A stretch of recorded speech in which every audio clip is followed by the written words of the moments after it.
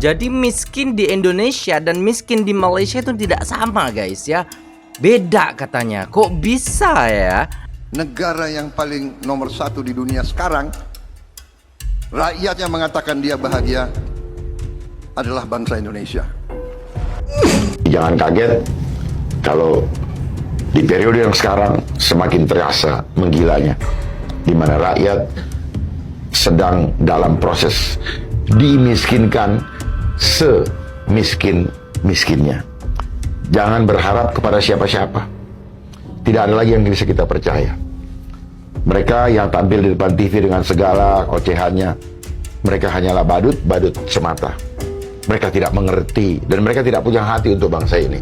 Rakyat sedang dalam proses dimiskinkan semiskin-miskinnya. Dan banyak orang miskin di Indonesia itu bukan karena mereka malas, Pak Jimmy, tapi karena kemiskinan struktural dari pemerintah, sistem yang curang, politik yang kotor yang bikin dia terpaksa untuk dimiskinkan dengan keadaan.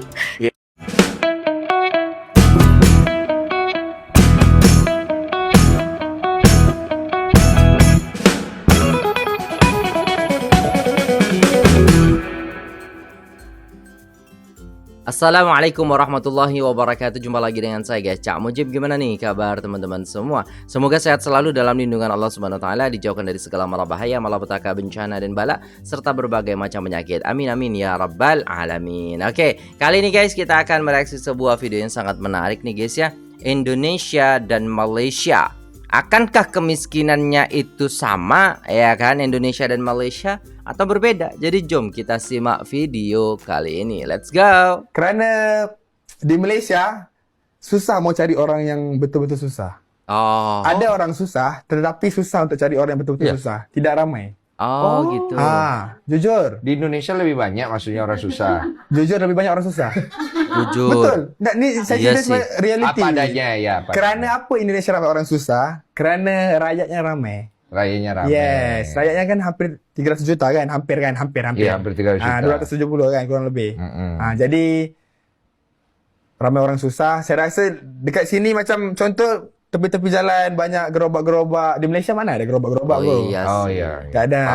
Paham. So macam dekat sini banyak rumah-rumah yang orang yang rumah-rumah kecil-kecil buat sendiri apa semua. Di Malaysia memang susah mau cari orang-orang yang sebegitulah. Betul. Ada, Oke. tetapi di provinsi-provinsi yang jauh-jauh Iya. baru Ya, ada. Kalau paham. Indonesia ni everywhere. Orang Indonesia Everywhere. ya. Jadi apa yang diucapkan oleh si Aisar Khalid nih sangat benar ya. Oh. Betul sekali. Miskin di Indonesia dan miskin di Malaysia tak sama ya. Oh gitu. Jadi miskin di Indonesia dan miskin di Malaysia itu tidak sama guys ya. Beda katanya. Kok bisa ya? Jadi memang kalau kita tengok ya guys ya, jarang sekali kita tengok ya orang-orang yang ada di Malaysia. Selama saya istilahnya membuat konten ya, ketika saya cari itu memang jarang banget gitu. Kayak istilahnya yang tidur di kolong jembatan itu jarang. Tidak ada mungkin ya. Tapi kalau di Indonesia itu aduh, ya bener sih, beda banget. Semiskin-miskinnya rakyat Malaysia ya, tak macam di Indonesia ya. Di Malaysia miskin mereka masih layak, masih bisa hidup layak lah. Oke. Nah, ini adalah jumlah penduduk miskin versi World Bank ya, bukan Oke, kita bisa tengok lah guys. World Bank ya. Zimbabwe, terus kita nomor 2. Ya Allah ya Rahman. Malaysia nomor berapa tuh guys? 1 2 3 4 5 6 7 8 9 10 11 12 1,3% miskinnya. Jadi betul lah kalau dikatakan di Malaysia itu ya ada orang miskin, orang susah, tapi tidak sesusah di Indonesia. Kita nomor 2 guys setelah Zimbabwe. Gila. versi BPS, guys. Di sini kita lihat teman-teman Indonesia ya. Ya Allah. Nomor 2 di bawah Zimbabwe ya. Jadi Indonesia adalah negara termiskin di dunia nomor 2. Gila Versi sih. World Bank. Wah, luar biasa. 60,3 Ya, ya. karena 60,3% penduduk di Indonesia pendapatan itu penduduknya. miskin. Ya, luar biasa. Wow. Oh gila. Mind blowing guys. Kita kalah sama Vietnam loh guys. Kalah sama Vietnam, sama Thailand kita kalah loh guys ya. Maksudnya angka kemiskinan di negara-negara yang dekat-dekat dengan kita itu ya kan, itu ya 18%, kita 60% sendiri. Jadi dari 270 juta ya kan, ya berarti 200 jutanya miskin. Kita termasuk miskin ini guys, ya Allah. 190 juta versi data Bank Dunia. 200 juta lah. Sorry, tadi koreksi ya. Versi data Bank Dunia, 190 juta rakyat Indonesia miskin. Dan versi Badan Pusat Statistik, kemiskinan sekarang kemiskinan paling rendah 20-30 tahun terakhir. Gila. Berbalik ya? Berbalik jauh. Makanya data yang dilampirkan dengan apa yang terjadi berbeda. Karena indikatornya berbeda. Contoh, kalau misalnya di Badan Pusat Statistik, udah sehari nge-spend 20.000 aja, 20.000 lebih lah. Itu udah dianggap gak miskin. Bener. Sedangkan udah gak bisa situasi kayak gini. Nah makanya, di tengah berbagai masyarakat tercekik oleh kemiskinan, kedua tercekik pajak gitu dok. Pajak juga naik terus. PPN 12%. Walaupun sempat batal, tapi harga udah terlanjur naik. Kemudian BPJS tarifnya naik. PBB di berbagai daerah 500%, 1000%, contoh di Pati kemarin. Begitupun pajak-pajak lainnya. Allah. Satu sisi, the oligarch gitu ya, orang-orang kaya ini, malah mendapatkan tax amnesty, pengampunan pajak. Itu kedua, kesenjangan terjadi. Ketiga, di tengah tadi rakyatnya udah miskin, susah, nganggur, dicekik pajak, pejabatnya dapat tunjangan naik, fasilitas mewah, even efisiensi di dalam eksekutif. Betul. Hotel dinas dan mobil dinas itu nggak kesentuh. Di CM Fakta, kita perlu susah faham ya, bahawa guys, ya. Malaysia dan Indonesia menggunakan ukuran kemiskinan yang berbeza. Benar. Jadi, angka rasmi tidak semestinya boleh dibandingkan secara terus. Ramai netizen bersetuju bahawa di Malaysia, golongan miskin masih mempunyai peluang mendapatkan bantuan kerajaan seperti rumah mampu milik, bantuan keuangan, pendidikan, kemudahan kesihatan dan pelbagai program kebajikan. Walaupun kehidupan mereka tidak mewah, ramai masih mampu menjalani kehidupan yang sederhana. Sebaliknya, di Indonesia, disebabkan jumlah penduduk yang sangat besar dan keadaan geografi yang luas, cabaran kemiskinan menjadi lebih kompleks. Di sesetengah kawasan, masih terdapat keluarga yang tinggal di rumah yang tidak sempurna, sukar mendapatkan pekerjaan tetap, malah ada yang hidup tanpa tempat berteduh yang selesa. Namun begitu, ini bukan bermaksud semua rakyat Indonesia hidup dalam kemiskinan yang teruk.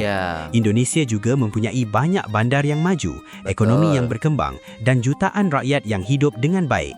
Pada masa yang sama, Malaysia juga masih mempunyai golongan miskin yang memerlukan perhatian. Apa yang menjadi perhatian ramai ialah tahap kemiskinan paling ekstrim yang masih boleh ditemui di beberapa kawasan di Indonesia. Dan keadaan inilah yang sering menjadi perbincangan sehingga menarik perhatian masyarakat luar, termasuk influencer dari Malaysia. Hakikatnya, kemiskinan bukanlah satu isu untuk dijadikan bahan menghina mana-mana negara. Sebaliknya, ia adalah cabaran sosial yang memerlukan kerajaan, sektor swasta dan masyarakat untuk mencari penyelesaian bersama. Presiden Prabowo Subianto mengaku heran dengan angka kemiskinan di Indonesia yang terus bertambah di tengah capaian pertumbuhan ekonomi yang rata-rata di angka 5% dalam 7 tahun terakhir. Menurut Prabowo, realitas yang terjadi di lapangan menunjukkan kondisi yang berbeda. Pertumbuhan ekonomi yang tercatat belum sepenuhnya dinikmati seluruh lapisan masyarakat. Prabowo menyebut fenomena tersebut menjadi indikator bahwa manfaat pertumbuhan ekonomi masih terkonsentrasi pada kelompok tertentu. Kondisi ini sebagai sinyal adanya persoalan mendasar dalam sistem ekonomi yang segera perlu diperbaiki. Logikanya selama 7 tahun Indonesia tambah kaya 30%, 35%. Tambah kaya tuh. Tapi kenyataannya itu yang saya katakan, saya merasa ditohok waktu saya jadi presiden. Ini data ini muncul katakanlah 2 bulan setelah jadi presiden. Kenyataan bahwa setelah 7 tahun tumbuh 5%, masa penduduk miskin tambah? Bener Pak. Negara tambah kaya, rakyat miskin tambah. Iya bener. Ini kan sesuatu yang aneh, yang anomali. Anomali, betul. Yang kelas menengah, yang sudah tadinya lepas dari kemiskinan, turun. Saudara-saudara, katanya negara tambah kaya 30%. Tok rakyat miskin tambah. Bank Dunia ungkap 172 juta orang Indonesia masuk kategori miskin. Itu sekitar 60,3%, teman-teman. Artinya warga miskin di Indonesia ini ternyata adalah mayoritas. Yap, Bank Dunia beberapa waktu lalu menyatakan bahwa 60,3% penduduk Indonesia di tahun 2024 atau sekitar 171,91 juta jiwa tergolong miskin. Ini berdasarkan standar negara berpendapatan menengah. Pokoknya pengeluaran yang kurang dari Rp115.000 per hari itu dianggap miskin. Di proyek Oke, sedangkan di Indonesia ya guys ya, itu kan kalau menurut Bank Dunia 115 sehari. Sedangkan guys di kita ya kan BPS apa gitu loh guys ya. Jadi surveinya negara gitu 20.000 guys, kan jauh banget gitu. Pendapatan negara lain itu sudah menyentuh 115.000 per hari pengeluarannya, di sini 20.000 Mas Yan. Aduh, doi, kenapa macam nih ya guys ya. Jadi kalau kita tengok ya guys ya, terlalu memudahkan gitu. Sedangkan pendapatan daripada penduduk itu sangat-sangat rendah, sangat-sangat minim. Makanya kita itu kekurangan lowongan pekerjaan, kekurangan istilahnya ya pekerjaan untuk orang-orang yang baru lulus lah, pekerjaan untuk orang-orang yang baru menikah lah. Jadi gitu loh guys ya. Jadi apa ya, kemiskinan itu nyata adanya ketika kita istilahnya melihat negara itu tidak memberikan lowongan pekerjaan yang jelas kepada rakyatnya. Kita tuh rame gitu, sebenarnya banyak gitu istilahnya mungkin ya kalau menurut saya Indonesia itu berpotensi besar untuk menciptakan lowongan pekerjaan. Tentunya dengan SDM yang diperbagus setiap tahunnya, setiap harinya. Ya kan, dikasih pendidikan yang bagus lah, ini enggak, malah dikasih makan. Pendidikannya enggak gitu loh. Pendidikannya enggak terlalu maksimal gitu. Yang dimaksimalkan malah istilahnya makan, koperasi lah. Padahal ketika kita istilahnya ingin bekerja, kita harus punya skill, kita harus punya sumber daya manusia apa yang bagus gitu loh. Kalau nggak bagus ya udah susah gitu loh guys ya.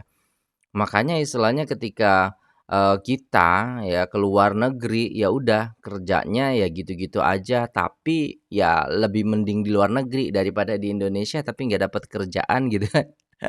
Meksika. Di tahun 2027 jumlah penduduk miskin ini akan berkurang dan menjadi 55,5%, tapi masih mayoritas. Nah, tetapi kalau pakai standar kemiskinan internasional, ternyata cuma 1,3% aja penduduk yang tergolong miskin di Indonesia. Nah, ternyata beberapa waktu lalu juga ada penuturan dari BPS yang memberikan standar kategori miskin. Orang-orang yang memiliki penghasilan lebih dari Rp20.000 itu dikategorikan bukan miskin. Tentu saja ini menimbulkan kritik dan keheranan dari netizen. Namun lagi-lagi BPS menuturkan bahwa mereka menggunakan data keseluruhan pendapatan perorangan. Kalau ekonomi di Indonesia semakin parah dan banyak investor yang kabur, maka tidak menutup kemungkinan angka kemiskinan di Indonesia justru terus bertambah.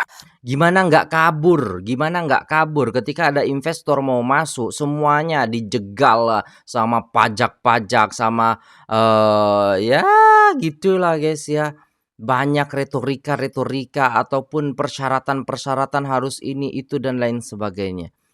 Aduh ya Allah. Nih kita bisa lihat bagaimana istilahnya kemiskinan yang ada di Indonesia guys. Kita bisa lihat guys ya, setiap hari kakek ini harus berjualan tisu demi membeli makan. Ayo. Ya Allah. Bapak, berapa tisunya Pak? Tisu yang 10 yang besar. Udah laku berapa? Baru 2. Ya Allah. Ini saya beli 2 deh. Berapa nih Pak? 25. 25 ini? 10 2. Saya boleh beli 2. Udah makan Pak? Belum. Ya Allah. Belum makan. Lapar. Nah gitu guys ya, lapar. Itu yang dialami. Kenapa sih pemerintah nggak mau melihat rakyat-rakyat seperti ini? Makanya bisa dikatakan kalau di Malaysia rakyat-rakyat yang miskin itu masih dapat bantuan daripada pemerintah guys. Masih masuk ke dalam rekening mereka. Itu gunanya pendataan, data, yang dilakukan oleh pemerintah gitu kan. Sedangkan di Indonesia banyak banget ya rakyat-rakyat yang tidak mendapatkan bantuan. Itu saya alami sendiri ketika istilahnya saya masih tinggal di kampung. Banyak sekali nenek-nenek tua ataupun istilahnya hidup sebatang kara, tidak ada bantuan daripada pemerintah ya. Dia mengandalkan apa? Ya hidupnya sendiri dan juga tetangga-tetangganya yang ngirimin setiap hari gitu kan. Setiap istilahnya waktu untuk ngirim makan kepada mereka. Pemerintah nggak memperhatikan itu guys. Giliran istilahnya dapat bantuan, bantuannya itu juga dipotong. Nah itu, tidak tepat sasaran, dipotong. Itu yang terjadi guys. Makanya ketika istilahnya miskin di Indonesia dan pendataannya belum diperbaiki daripada pemerintah ya bakalan seperti itu terus. Kenapa data itu penting? Kan sudah dijelaskan tuh banyak sekali ya di sosial media bahwasanya KTP kita itu bisa menjadi sumber ya data yang valid. Nggak ada pemalsuan KTP lagi ketika ada chipsnya di dalamnya. Ya kan? Menghindari hal itu. Aduh susah lah guys ya. Kita nggak bisa apa namanya ya guys ya. Percaya banget kepada pemerintah kita sekarang karena data-data itu semuanya bisa dipalsukan gitu. Anehnya istilahnya data-data ketika ada sumbangan, ada bantuan daripada pemerintah yang dapat tuh kerabat-kerabat daripada pejabatnya gitu. Bukan rakyat miskinnya gitu. Dulu beras gitu kan, beras itu yang dapat orang-orang yang punya rumah gedung, tembok gitu. Udah bagus rumahnya, sedangkan yang rumahnya bedek, yang istilahnya dari bambu itu mereka yang pendapatannya cuman bertani sedikit ya kan. Bertani yang pendapatannya cuma 20.000 30.000 sehari itu nggak dapat malahan. Ya susah jadinya guys ya. Aduh 80 tahun Indonesia merdeka nih guys, tapi masih aja seperti ini ya. Berapa nih semua? Jadi Ini 2, 10, 10 sama ini 35. 35.000. Saya bayar segini boleh ya? waduh banyak ya. Waduh banyak banget, bahagialah bapaknya. Alhamdulillah. Sehat-sehat ya Bapak ya. Oke. Alhamdulillah. Permisi kami ya Pak. Harus manis jualannya. Ya Allah. Alright guys, udah selesai videonya dan ya itulah tadi ya guys ya kita bisa melihat bagaimana istilahnya apa yang dikatakan Bang Aisyah itu yang betul banget guys. Setiap lampu merah, hampir setiap lampu merah itu pasti ada orang jualan. Kalau nggak orang jualan, orang bersih-bersih kaca mobil. Kalau enggak ya badut, seperti itu guys. Ya karena mereka susah untuk mencari pekerjaan gitu.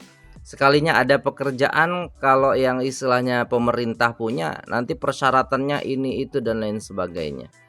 Ya jadi apa ya, bagaimana pemerintah menciptakan lowongan pekerjaan yang sesuai dengan rakyatnya gitu loh.